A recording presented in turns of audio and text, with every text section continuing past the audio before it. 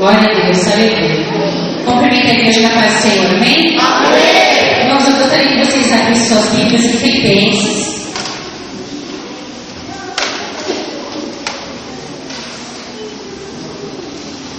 Capítulo 1.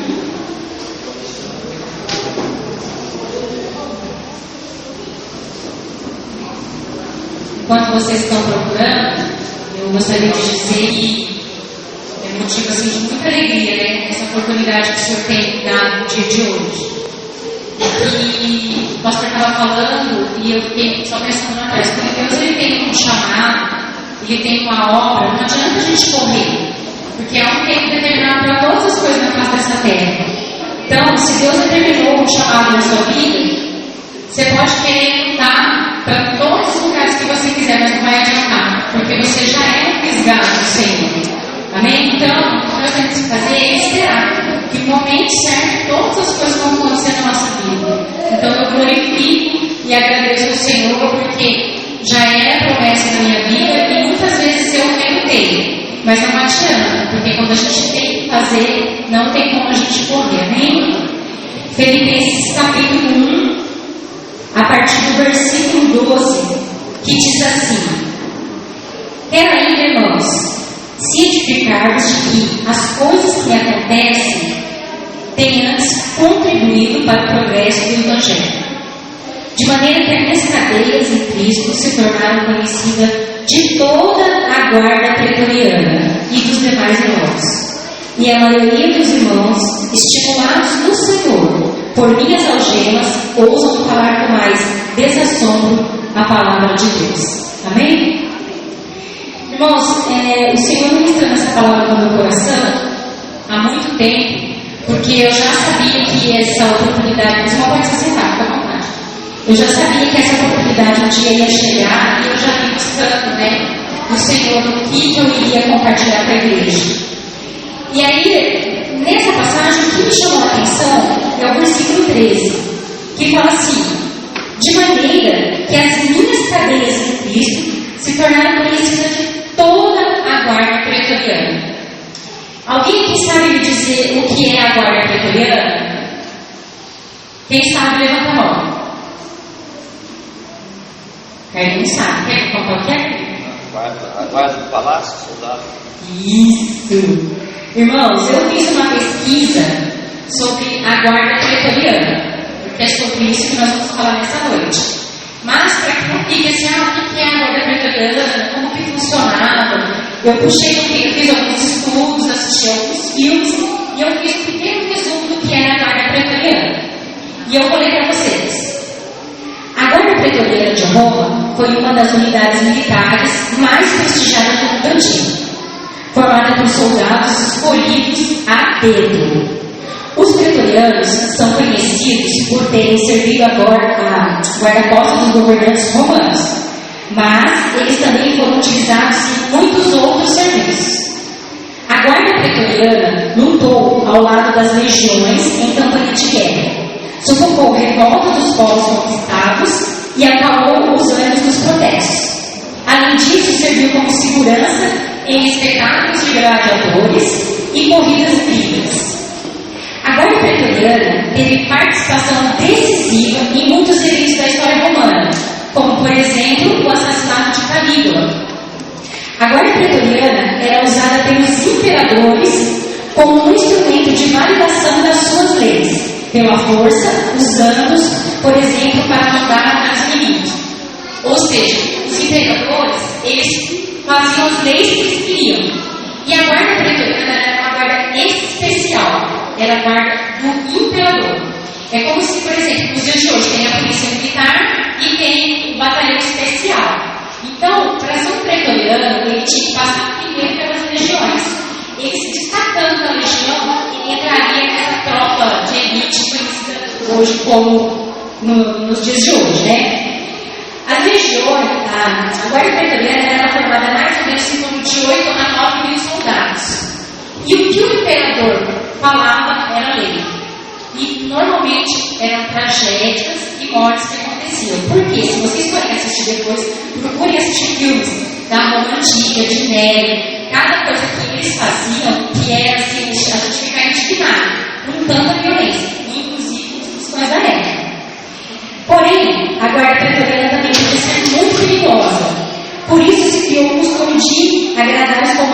guarda pequenos presentes e comissões. O que acontece? A guarda pretoriana, ela é a guarda do imperador. Só que eles chegaram num nível, que eles ficaram tão fortalecidos que o imperador já não tinha tanto poder mais sobre a vida deles. Eles decidiam quem ia ser o imperador. E se o imperador não fizesse um agradinho, que é o que está falando aqui, que foi ali lá naquela época que começou esse negócio de suborno, dar um dinheirinho a mais, eles pegavam e eles mesmos aniquilavam o imperador e colocavam outro no lugar. Daí o que acontecia? O imperador, para não correr esse risco de morte, eles dobravam os salários pretorianos. E sempre os que estavam à frente, eles pagavam uma taxinha por fora. Isso tudo para manipular o povo. Tudo bem? Entenderam um pouco sobre a guarda pretoriana? Muito bem.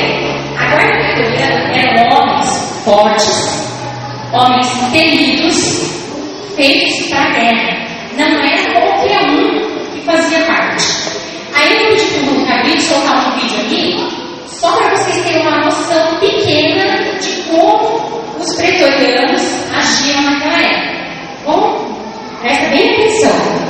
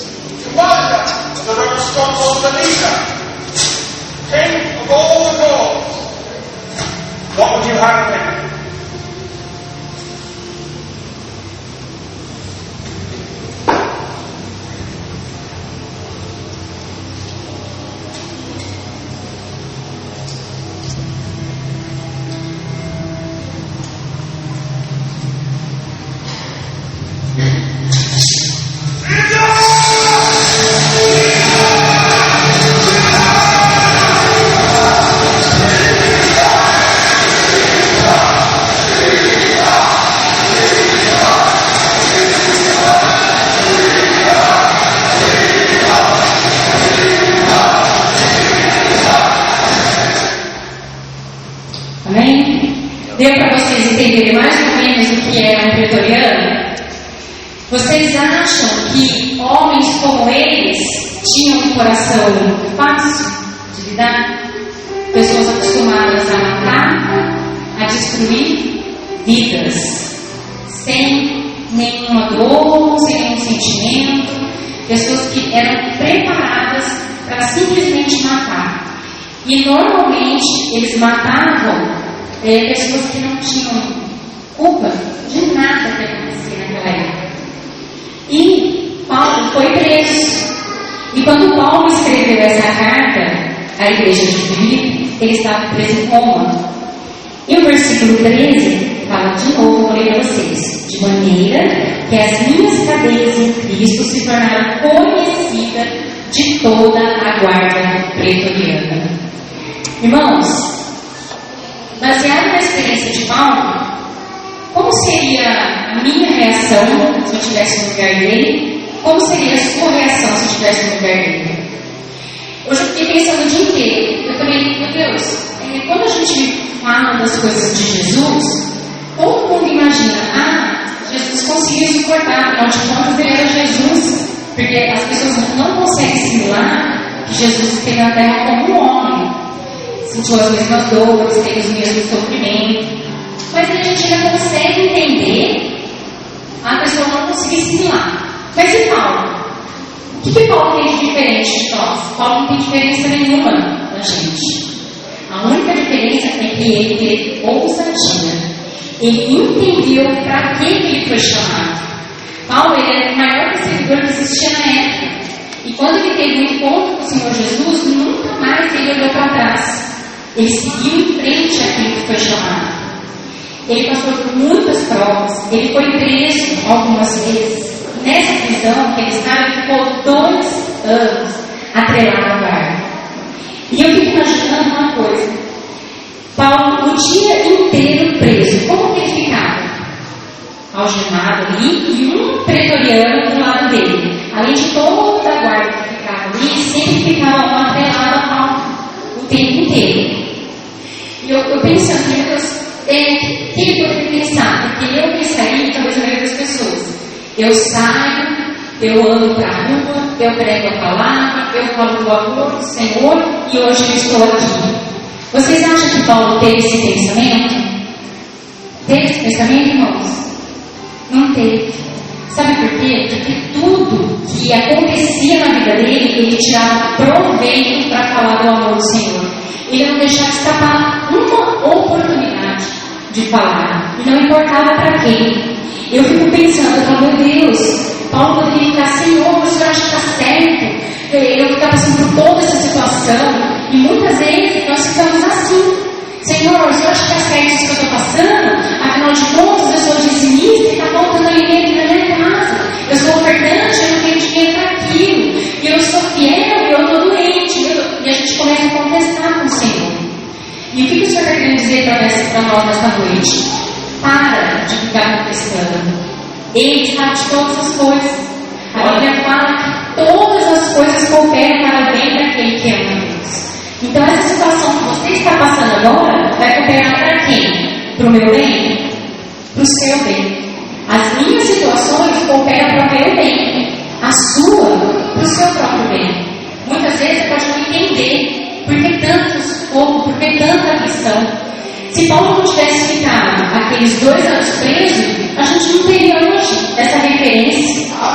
Nós não teríamos essa carta para nos ver. Se você for ler a carta de Filipenses, são tantas palavras e tantas promessas que tem para as nossas vidas nessa palavra, e talvez isso não tenha acontecido. E o que acontece? O que nós temos que pensar? Tirar de todas as situações proveito. Paulo ficava preso a um pretoriano. O que ele fazia? Pregar o Evangelho. Eu fico imaginando a cena, né? Ele preso e o cara, ele, Jesus isso, Jesus aquilo. Agora vocês imaginam ele falando para um homem, ou vários homens, porque tinha um rodízio daquele. Homens que matavam, que eram cruéis, que não tinham um coração como o nosso. E ele insistia. A Bíblia fala que a casa de César conheceu o Senhor. O que é a casa de César? Os pretorianos e todos os funcionários que tinham na época do Império. E chegou uma época, as histórias contam que Paulo, eles faziam uma vez de 6 horas, 8 e 8. E chegou um determinado momento que os guardas não queriam mais trocar de turno. Imagina, eles queriam, não, eu vou dobrar hoje, vou ficar mais um pouco. Porque queriam continuar ouvindo. E o que o Senhor falou forte no meu coração. Irmãos, se vocês têm clamado, se vocês têm buscado pela salvação de alguém que tem um coração duro, um coração fechado, e você acha que essa pessoa nunca vai vir para Jesus, é mentira de Satanás. Porque eu acho pessoas com o coração mais duro que tinham aqueles homens, impossível. Pessoas que foram preparadas para fazer o que eles faziam. Então, vocês guardem no coração de vocês. Não existe coração humano. Quem convence é o Espírito Santo. Então, simplesmente entrega nas mãos do Senhor. Ele é que vai fazer. Ele que vai convencer. Ele vai direcionar. Muitas vezes nós queremos pegar a prova com a nossa mão, querer implantar o Evangelho na cabeça da pessoa, com força. A Bíblia fala que não é nem com força, nem com violência. Então, simplesmente faça a sua parte. Fale sim o amor do Senhor para outras pessoas.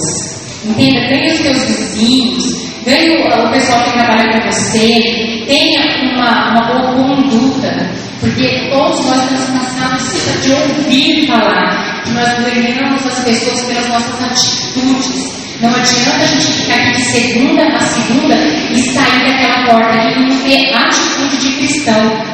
O que o mundo tem pedido lá fora, como a gente já está cansado de ouvir, é amor, é paz, pessoas com atitudes diferentes. E é desta maneira que nós vamos implantar o Evangelho nas pessoas. Agora, os seus, pode deixar que o Senhor está cuidando. Amém? O Senhor cuida, o Senhor faz. Não se preocupe, deixa na mão do Senhor. Faça a tua parte. Fale do amor, pregue. Dê o seu testemunho de vida para que as pessoas possam ter o desejo de estar na presença do Senhor. Da mesma maneira que aconteceu com os pretorianos. Paulo começou falando, e foi falando dia após dia. Passaram-se 2 anos e ele ganhou quase toda a guarda pretoriana para o Senhor.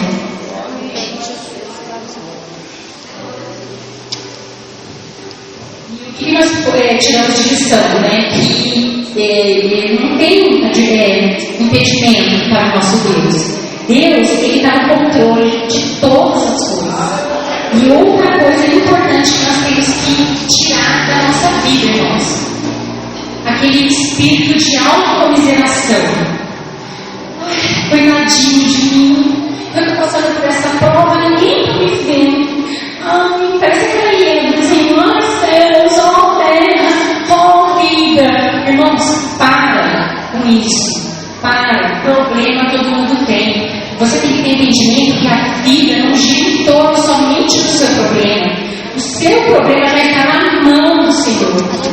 Amém? Agora faça você a sua parte. Luta contra o pecado, porque é muito fácil falar, eu não tenho força, eu não consigo, mas você tem se esforçado, você tem feito a sua parte, porque se você não fizer, nem o próprio Senhor pode fazer. Então não adianta ficar com autopiedade.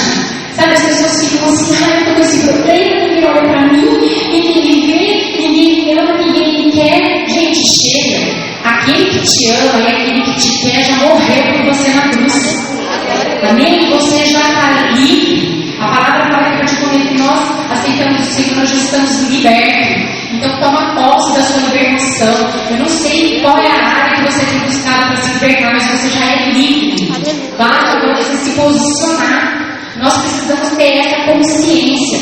Muitas vezes a pessoa fica, não, você vai conseguir. Deus é contigo. Realmente, Deus é conosco. E glória a Deus por isso, porque se o Senhor não fosse conosco, nós não conseguiríamos nada. Só que nós temos que entender que nós temos que fazer a nossa parte. Entende? Você tem que ser um tipo de pessoa que quando você abrir a tua boca para falar, as pessoas queiram estar do teu lado. Queiram te ouvir, como acontecia com Paulo.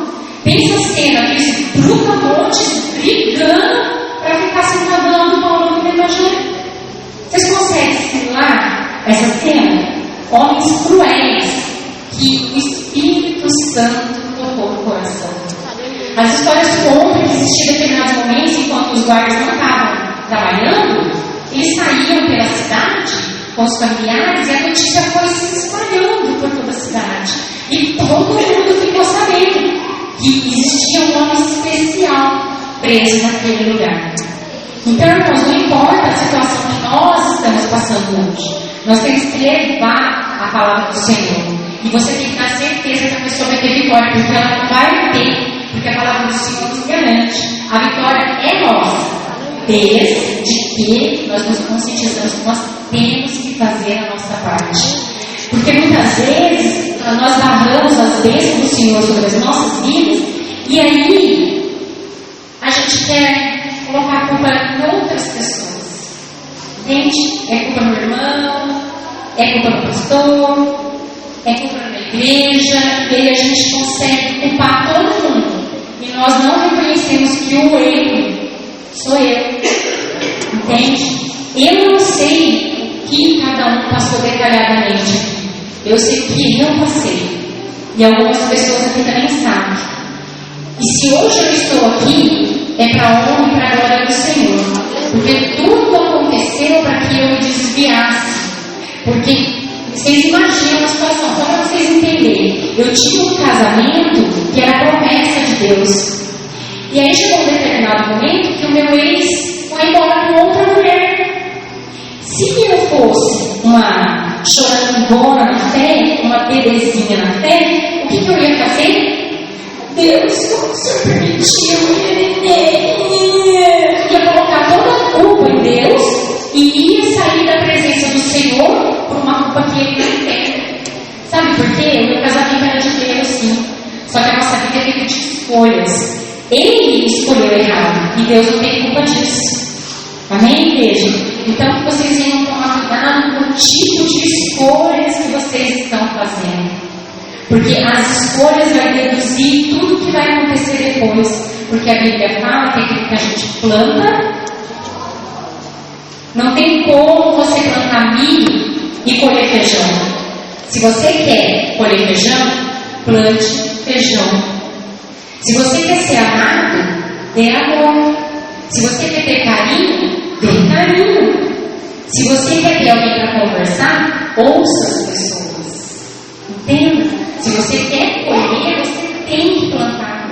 Toda plantação sempre terá uma colheita.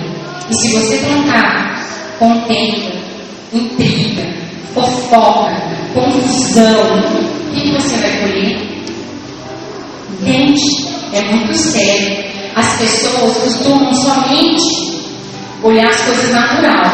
Eu vejo a Grazi, eu vejo a Chile, e eu vejo a Margarete, eu vejo tudo bem. Alguém está vendo o que está acontecendo nesse momento espiritual? Alguém consegue ver? Entende? No mundo espiritual está tendo uma batalha muito grande. Uma batalha para você não ouvir essa palavra. Uma batalha para você não entender o que Deus tem para você. Uma batalha para você, qualquer coisinha, querer sair da presença do Senhor. Irmão, para esse negócio de querer sair da presença de Deus. Sabe por quê? Eu falo que quando a gente está fazendo discipulado, quem já fez o discipulado está fazendo sempre ouve. O sentimento de egoísmo é um sentimento muito ruim. Vocês concordam? É uma coisa má. Mas existe somente uma situação, no meu ponto de vista, que o egoísmo é bom. Sabe qual é? Ser egoísta pela sua salvação. Você tem que ser tão egoísta a ponto de que eu não quero perder a minha salvação. Entende? Nessa situação você tem que fazer de tudo para você não perder. Porque daí não vai adiantar nada você ficar nesse longa dessa caminhada. E depois, na hora que Jesus voltar, todo mundo, tchau, e fica perdão. Pensa bem a cena. Porque a Bíblia fala que a gente não sabe nem o dia e a hora, mas Jesus ele vai voltar. E todos que estão aqui dentro nessa noite não é mais inocente. Todos nós sabemos disso, entende? Então não vai ter justificativa perante o nosso Deus.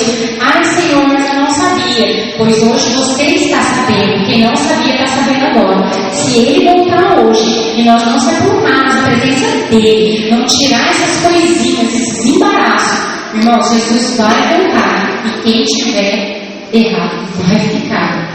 Que é uma realidade dura, cruel, porém ela é verdadeira nas nossas vidas. Amém? Então que nessa noite vocês venham se conscientizar que isso é muito importante. Temos que mudar. E quando a gente quiser que alguém faça algo para nós temos que fazer primeiro para outra pessoa. Amém? Ah, mas fulaninha não fala comigo. Mas você já tentou falar com fulaninha? Tenta falar com fulaninha para ver. De repente vai.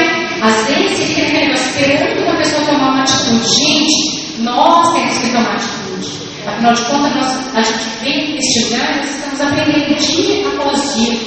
Todas as pregações são faladas de amor, da vida de Jesus. Então nós temos que começar a abrir nosso entendimento e começar a praticar. Não é só ouvir e depois esquece tudo, larga tudo daquilo que foi falado. Entende? Não temos mais tempo para isso. O mundo está sedento. As pessoas estão desesperadas lá fora, clamando pela palavra, pelo Evangelho. Amém? E que nesta noite vocês possam tomar posse dessa palavra, sabe? Que não existe impossível para o Senhor. Não se desespere pela pessoa que você tem clamado. Não se desespere, porque o tempo dela já está decretado. Entendeu? Já está decretado, Deus já determinou. Mas está acontecendo isso e aquilo outro, mas eu faço para essa pessoa. Deixa a pessoa. Entende? A Bíblia fala que o vaso de casa não tem honra, então não adianta você querer forçar. Eu já contei para o pessoal no discipulado, tudo. Eu tenho o maior exemplo disso dentro da minha casa. Quando eu me converti, foi uma luta, porque eu fui a primeira da minha casa que se converteu. Então vocês imaginam um povo que estava acostumado com balada, com bebedeira, com gandaia e tudo mais, bebia, fumava. Tudo que é alma, vocês imaginam, a gente fazia, né? Aí eu chego um belo dia, crente, na minha casa, no ministério. Isso porque eu detestava crente, tinha pavor de crente, corria de crente. Se vocês eram assim também. Falava de crente, eu vinha na pipa. Mas por quê?